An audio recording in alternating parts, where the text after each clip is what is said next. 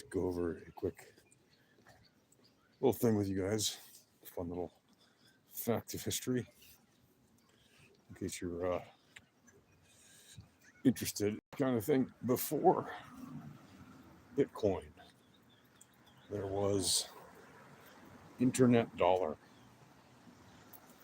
You might think you said, what the heck is internet dollar? So way back in like 1998, 1999,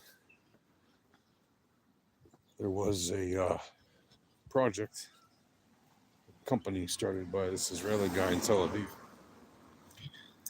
We'd actually been, I guess, developing it for a while before that. With the distinct privilege of meeting the guy. And what he had come up with is effectively a digital currency that you could also print.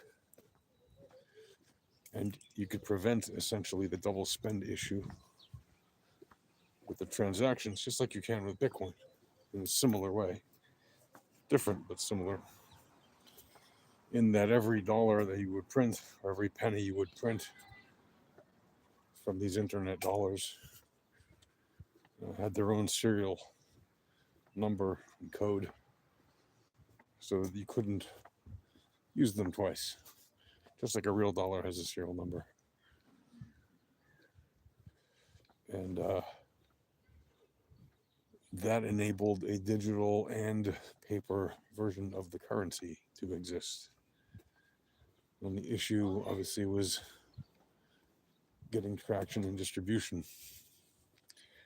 and making that something that would be a popular mass adoption kind of medium to use as an electronic form of currency. And this was, again, a good decade before Bitcoin was launched, before the white paper was even written. And Bitcoin was launched in 2009. So this, we're talking 1999, so a decade before the actual network was launched.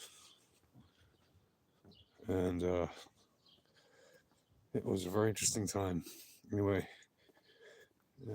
internet dollar, an early precursor to digital currency. It was one of the early digital currencies.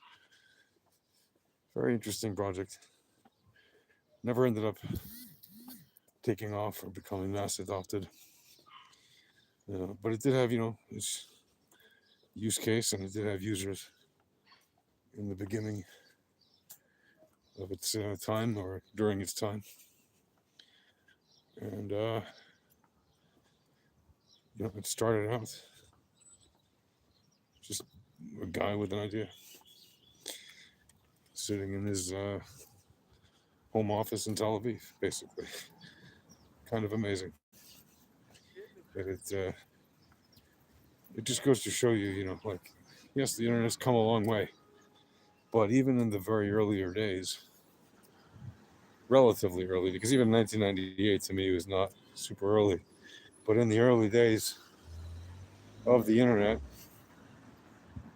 there were already massive amounts of innovation happening by very creative thinkers, creative innovators, software engineers, and marketing people, and all kinds of business development people, product people.